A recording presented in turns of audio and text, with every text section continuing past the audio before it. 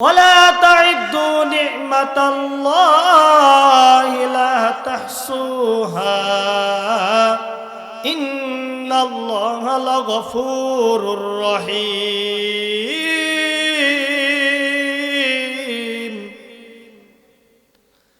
মান মালিক বলেন, হ্যাঁ দুনিয়ার মানুষ, যদি তোমরা আমার নিয়ামতগুলো গণনা করতে থাকো, লা তুহসুহা, গণনা করে শেষ করতে পারবে না। জোরে বলেন সুবহানাল্লাহ।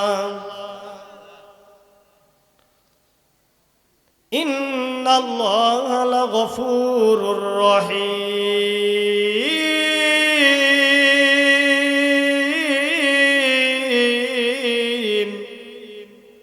নিশ্চয় আল্লাহ পাক অবশ্যই ক্ষমাশীল দয়াবান। তার একটা এক্সাম্পল দিলেই বুঝতে পারবেন। হযরত মুসা আলাইহিস সালাতু ওয়াস সালাম আল্লাহ পাকের সাথে তুর পাহাড়ে কথা বলতেন। মহান মালিকের সাথে কথা বলার জন্য যাইতেছে, পথিমধ্যে একজন ধনট্টবান ধনী ব্যক্তির সাথে সাক্ষাৎ হয়ে গেল। ধনী ব্যক্তি বলে, হে আল্লাহর নবী,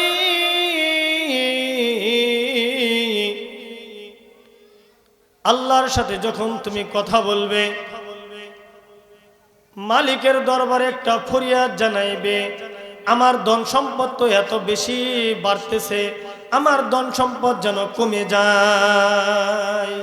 আল্লাহু আকবার। আমরা কি বলি? ধন সম্পদ যেন আমাদের বাড়ে। কি বলেন? হ্যাঁ, কথা কি বোঝা যায়? হ্যাঁ, কথা বলেন। আমার সাথে কথা না বললে আমার ওয়াজ উঠবো না। আমরা বলি আমাদের ধন সম্পদ দাও, আর এই লোক বলতেছে মুসা আলাইহিস সালামকে, আল্লাহর সাথে যখন তুর পাহাড়ে কথা বলার জন্য যাবে, তখন আমার ধন সম্পদ যেন কমে। কিভাবে কমবে এই কৌশলটা একটু জানা আসবে। হযরত মুসা আলাইহিস সালাতু ওয়াস সালাম সামনে অগ্রসর হলেন। আরেকটা ব্যক্তির সাথে সাক্ষাৎ হয়ে গেল। লোকটা পরনে কিছুই ছিল না,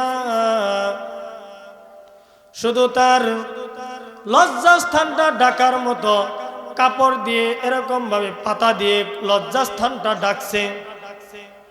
লোকটা ডাক দিয়ে বলে, হে আল্লাহর নবী মুসা রে, আমার অবস্থা দেখো, করুণ অবস্থা, লজ্জাস্থানটা ঢাকার মতো আমার কাপড় নাই। তুমি যখন তুর পাহাড়ে আল্লাহর সাথে কথা বলবে, আমার আল্লাহ পাক যেন আমার ধন সম্পদ বাড়িয়ে দেয়, একটু দোয়া করো। কিভাবে বাড়াবে কৌশলটা একটু জাইনা আসবা।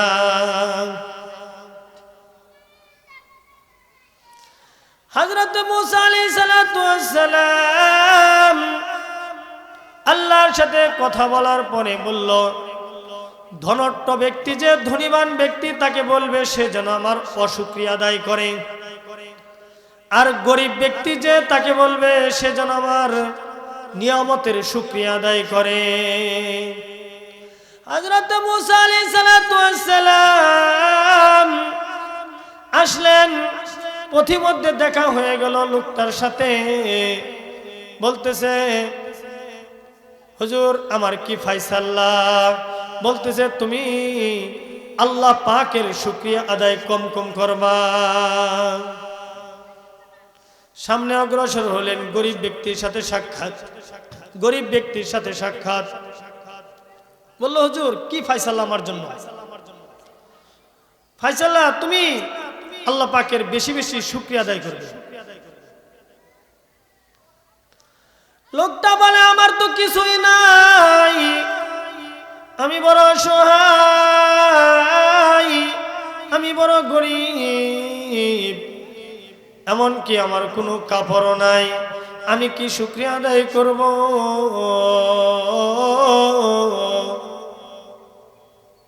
আমি কি শুকরিয়া আদায় করব? আমার তো কিছুই নাই। সম্মানিত হাজিরিন, লোকটা অশুকরিয়া আদায় করলো।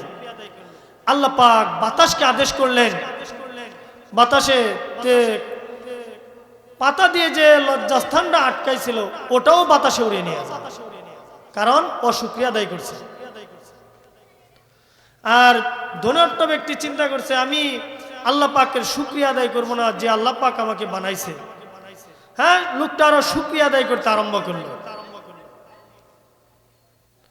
আল্লাহ পাক আস্তে আস্তে তার যে ছাগলগুলো ছিল আরো এরকম ভাবে বাচ্চাগুলো দুনিয়ার মধ্যে আসতে লাগলো। উট যে ছিল আরো ডবল ডবল আসতে লাগলো। জোরে বলেন সুবহানাল্লাহ।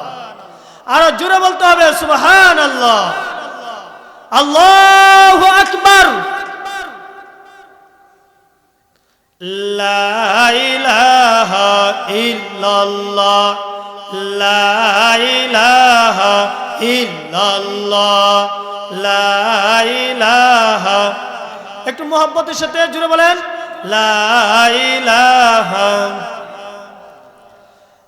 লা ইলাহা ইল্লাল্লাহ, লা ইলাহা ইল্লাল্লাহু মুহাম্মাদুর রাসূলুল্লাহ সাল্লাল্লাহু আলাইহি ওয়াসাল্লাম। শুকরিয়া আদায় করছে হযরতে আইয়ুব আলাইহিস সালাম। এক এক্সাম্পল দিলে বুঝতে পারবেন। হযরতে আইয়ুব আলাইহিস সালাম আপনারা সকলেই জানেন, মহান মালিকের পক্ষ থেকে বিশাল বড় একটা পরীক্ষা ছিল। হযরতে আইয়ুব আলাইহিস সালাম সারা শরীরের মধ্যে এরকম অসুস্থ হয়ে যায়। শুধু তাই নয়, তার শরীরের মধ্যে পচে গলে যায় মাংসগুলো, এমনকি গন্ধ ছড়িয়ে যায়। হযরত আইয়ুব আলাইহিস সালাম একটা মুহূর্তের জন্য অশুকরিয়া আদায় করে নাই। আইয়ুব আলাইহিস সালাম বলছে, মালিক তুমি যে অবস্থায় রাখো আমি বড় শান্তিতে আছি, সুখে আছি। মালিক তুমি ছাড়া আমার আর কোনো মালিক নাই। আইয়ুব আলাইহিস সালামকে তার বাড়ি থেকে তাড়িয়ে দেওয়া হয়, সমাজের লোক তাকে তাড়িয়ে দেওয়া হয়, শরীর দিয়ে গন্ধ বের হয়ে যায়। সম্মানিত হাজিরিন, হযরত আইয়ুব আলাইহিস সালাম তারপর শুকরিয়া আদায় করতে থাকে, শুকরিয়া আদায় করতে থাকে। একবারে শেষ পর্যায়ে যখন চলে যায়, আইয়ুব আলাইহিস সালাম বলতে থাকে, মালিক সন্তান সাল্লাম, বিবি সাল্লাম, ঘর সাল্লাম, সব কিছু ছেড়ে দিলাম গো মালিক। আমি বড় অসহায়, তুমি ছাড়া আমার আর কেউ নাই। আল্লাহ রাব্বুল আলামিন জিবরাইল আলাইহিস সালামকে বলে, ও জিবরাইল, আমার আইয়ুব পরীক্ষায় উত্তীর্ণ হয়েছে। আইয়ুব আলাইহিস সালাম পরীক্ষায় উত্তীর্ণ হয়েছে। আল্লাহ রাব্বুল আলামিন ডাক দিয়ে বলে, আইয়ুব তোমার বাম পাশে দেখো ঠান্ডা পানি, ডান পাশে দেখো গরম পানি। আগে গরম পানি গোসল করো, এরপরে ডান পাশের ঠান্ডা পানি দিয়ে গোসল করো। হযরত আইয়ুব আলাইহিস সালাম গরম পানিতে গোসল করার পরে ঠান্ডা পানিতে যখন গোসল করেছে, মহান মালিকের দয়ায় হযরত আইয়ুব আলাইহিস সালাম যুবকের আকৃতি ধারণ করে দিয়েছে। জোরে বলেন সুবহানাল্লাহ। আরো জোরে বলতে হবে সুবহানাল্লাহ। হযরত আইয়ুব আলাইহিস সালাম ইমানি পরীক্ষায় উত্তীর্ণ হয়েছে, শুকরিয়া আদায় করছে আল্লাহ পাক। আর কোরআনে পাকের মধ্যে আল্লাহ পাকের যত নিয়ামত আছে, কোন নিয়ামত ছোট বড় আল্লাহ পাক বলে না। হ্যাঁ, সমস্ত নিয়ামতই দামি, কিন্তু মুফাসসির ইকরাম দুইটা নিয়ামত সবচেয়ে উল্লেখযোগ্য বলেছে মানুষের জন্য। দুইটা নিয়ামত। কয়টা নিয়ামত ভাই বলবেন? আমার সাথে সাথে একটু কথা বলতে হবে। কয়টা নিয়ামত? দুইটা নিয়ামত। এক নম্বর নিয়ামত, হ্যাঁ নবী আপনি মানুষদেরকে বলে দেন মানুষের জন্য বড় দুইটা নিয়ামত সবচেয়ে বড়। একটা নিয়ামত হলো মানুষের ঈমান। একটা নিয়ামত ঈমান। ঈমান মানে কি? ঈমান মানে কি? আল্লাহর প্রতি বিশ্বাস, আল্লাহকে বিশ্বাস করা, আল্লাহ পাকের বিধানগুলো বিশ্বাস করা, এর নাম হলো ঈমান। এই ঈমান হলো মানুষের জন্য সবচেয়ে বড় নিয়ামত। সুন্দর করে বুঝবেন, যার ঈমান নাই তার কিছুই নেই। যেমন এক সংখ্যা, কত? এক। আপনারা কথা, আমার কথা বোঝা যায় না? কথা বলেন না কেন? কথা না বললে হবে না। এক সংখ্যা এক, এই এক সংখ্যা যদি না থাকে, বাংলাদেশ পড়া শেষ, বিদেশ পড়া শেষ। এক সংখ্যা বাদ দিয়ে যদি শুধু খালি শূন্য দিতেই থাকে, দিতেই থাকে, কোনো দাম আছে? কোনো দাম নেই। কিন্তু এক লেখলো, এরপরে শূন্য দিল, এখন যত শূন্য দিবে তত সংখ্যা কি হবে? বাড়বে। মাশাআল্লাহ, বুঝছেন?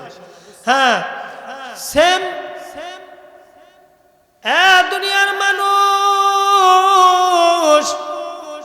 মানুষের ঈমানটাও সেম এরকম। আপনার আমার ঈমান আছে, যদি নামাজ পড়েন তাহলে শূন্য একটা বৈশা যাবে। যদি ঈমান আছে আকাশে, যদি আপনি যাকাত দেন তাহলে আরেকটা শূন্য বসে যাবে।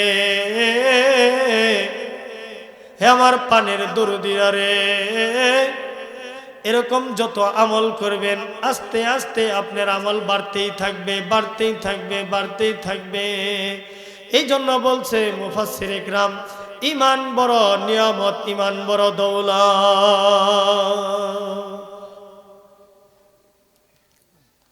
এই ঈমানটাকে বাঁচানোর জন্য, ঈমানটাকে আপনার আমার আনার জন্য মেহনত, চেষ্টা, মুজাহাদা করতে হবে। ঈমানটা আমি বললাম আমি আল্লাহর উপর ঈমান এনেছি। আল্লাহ পাক বলে তোমাকে ছাড় দেওয়া হবে না, পরীক্ষা নেওয়া হবে। কি নেওয়া হবে ভাই? পরীক্ষা দ্বারা বোঝা যাবে তুমি কি ঈমানদার না ঈমানদার না। কেমন পরীক্ষা দেখেন, হতে পারে আপনার আমার জানও চলে যেতে পারে। ঈমানি পরীক্ষা দিতে গিয়ে আপনার আমার সম্পদ, বিবি বাচ্চা, ছেলে সন্তান সব যেতে পারে। রাজি আছেন নাকি ছাড়তে? হ্যাঁ, কেরা কেরা রাজি আছেন ঈমানের পরীক্ষা আল্লাহ পাক না করুক যদি সামনে হয়, তাহলে আমরা দুনিয়া কেন সব ছাড়তে রাজি আছি ঈমানের তরিকায়। ঠিক আছে কিনা ভাই? আল্লাহু আকবার। ঈমানি পরীক্ষা কেমন হয় কিছু এক্সাম্পল দিলেই বুঝবেন। হযরতে সুমাইয়া রাদিয়াল্লাহু তাআলা আনহা ছিল, মক্কার মধ্যে যখন কালিমা গ্রহণ করে, কালিমা পড়ার পরে মহিলা কেমন ইমানদার দেখেন, একটু চিন্তা করেন, আমার দিকে তাকান। হযরতে সুমাইয়া রাদিয়াল্লাহু তাআলা আনহাকে ডাক দেওয়া হয়, কাফেররা ডাকে, ও সুমাইয়া তুমি আল্লাহর প্রতি ঈমান তোমার ছাড়তে হবে। আল্লাহর প্রতি ঈমান ছাড়তে হবে। মহিলারা তো আছে না? হ্যাঁ, মা বোনেরা খুব সুন্দর করে শুনেন। দেখেন, মা বোনেরা যদি ঈমানদার হয়ে যায় তাহলে এই ঘরটা ঈমানদারে পরিণত হয়ে যাবে। মা বোনটা যদি ভেজাল থাকে তাহলে ঘর কখনোই শান্তি হবে না। এই জন্য হযরত সুমাইয়া রাদিয়াল্লাহু তাআলা আনহা কে ধরে নিয়ে যাওয়া হয় মক্কার মধ্যে। বলে, ওরে সুমাইয়া, আল্লাহর প্রতি যে ঈমান আনছ ওই ঈমানটাকে তোমার ছাড়তে হবে, না হলে তোমার জন্য সামনে কঠিন অবস্থা। হযরত সুমাইয়া বলে, আমার জান যেতে পারে, একবার নয় দুইবার নয়, যদি মহান মালিক আমাকে শতবার যদি দুনিয়ার মধ্যে পাঠায় আর শতবার যদি ঈমানের জন্য আল্লাহর জন্য জান দিতে হয়, আমি সুমাইয়া রাদিয়াল্লাহু তাআলা আনহা প্রস্তুত আছি। জোরে বলেন সুবহানাল্লাহ। আরো জোরে বলতে হবে সুবহানাল্লাহ।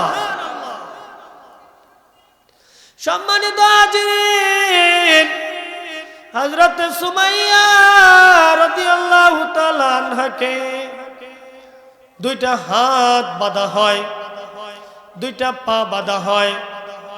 বলতেছে, সুমাইয়া,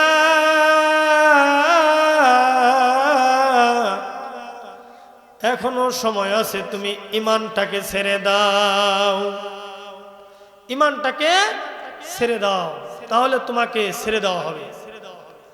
হযরত সুমাইয়া আবার ওই একই কথা বলে, আমার জান যাবে, আমি ঈমান ছাড়ব না। সম্মানিত হাজিরিন,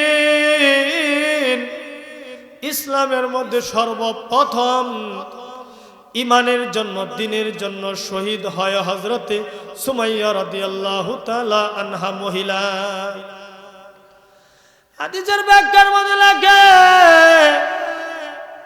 মক্কার মানুষরা যারা দেখতেছিল সুমাইয়া যে ঈমানের জন্য শহীদ হয়ে যাইতেছে, চোখের পানিগুলো টপ টপ করে পড়তেছিল, আকাশ যেন থমকে গেল, ফেরেশতারা পেরেশান। ও মালিক, এটা কেমন ঈমানি পরীক্ষা? মালিক, এটা কেমন ঈমানি পরীক্ষা? আমার হযরত সুমাইয়া কান্দে আর বলে, ও মালিক রে, তোমার প্রতি ঈমান আনার কারণে আজকে আমার শহীদ হইতে হইতেছে।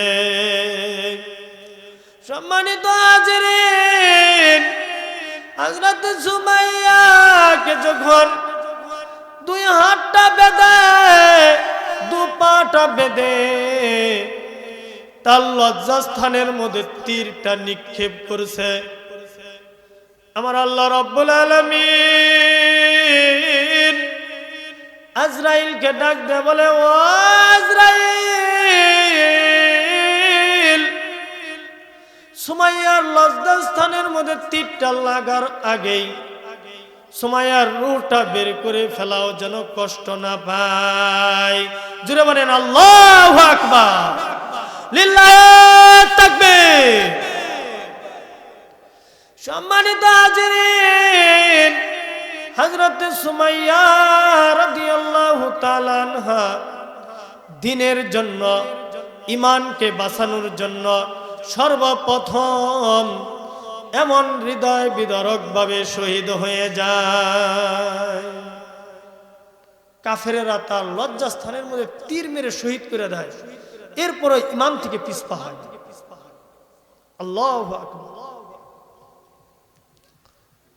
আল্লাহ পাকের ঈমান এত, যদি আপনার আমি ঈমানকে মজবুত করতে পারি,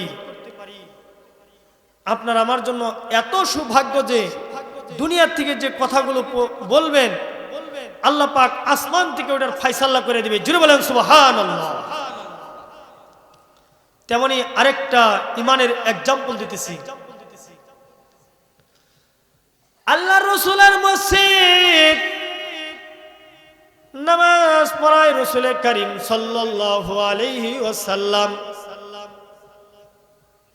আল্লাহ রাসূল সাল্লাল্লাহু আলাইহি ওয়াসাল্লাম নামাজ পড়ায়, আজান দেয় কে? হযরতে কে বলতে পারেন? বেলাল রাদিয়াল্লাহু তাআলা আনহু, বেলাল হাফসি রাদিয়াল্লাহু তাআলা আনহু। চেহারা অত্যন্ত কালো, ঠোঁট মোটা, কিন্তু যখন আশহাদু বলে এই শিনটা উচ্চারণ করতে পারে না। হ্যাঁ, আশহাদু যখন বলে তখন এই শিনটা উচ্চারণ করতে পারে না, বলে আসহাদু। এখন ওই জায়গার যত লোকগুলো আছে তারা বলে হুজুর মুয়াজ্জিনটা পাল্টিয়ে দেন, মুয়াজ্জিনটা পাল্টিয়ে দেন। সবাই পরামর্শ ক্রমে বলল। নবী করিম সাল্লাল্লাহু আলাইহি সাল্লাম ইশারের নামাজের পরে বেলালকে ডাক দিল, বেলাল তোমাকে আমি খুব ভালোবাসি, তোমাকে আমি খুব ভালোবাসি,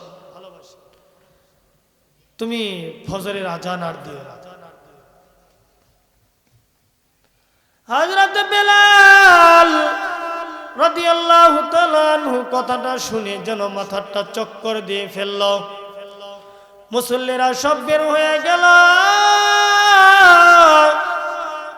হযরত বেলাল হাফসি রাদিয়াল্লাহু তাআলা আনহু মসজিদের এক কোণায় বসে আল্লাহর দরবারে দোয়া করে, মালিক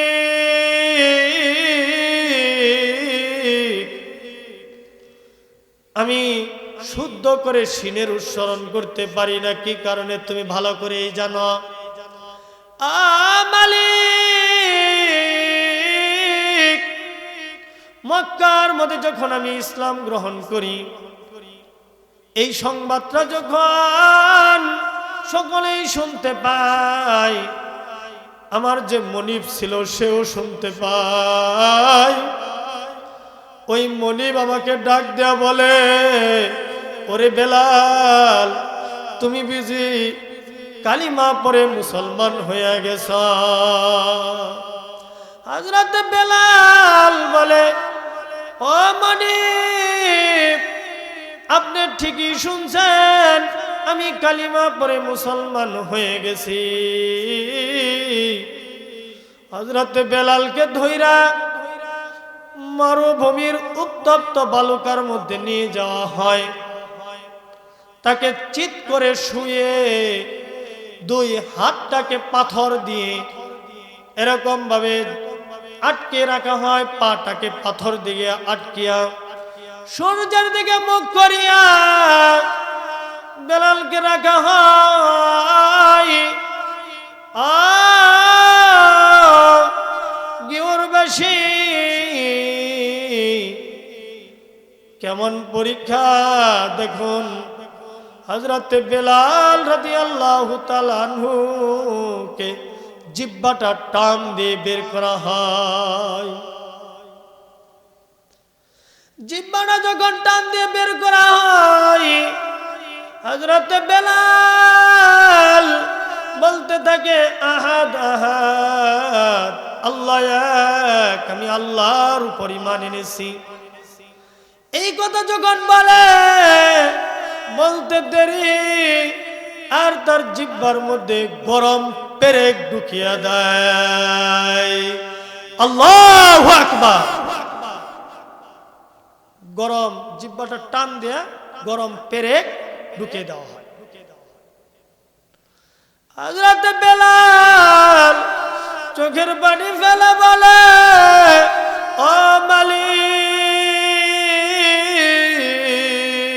রে, আমাকে যদি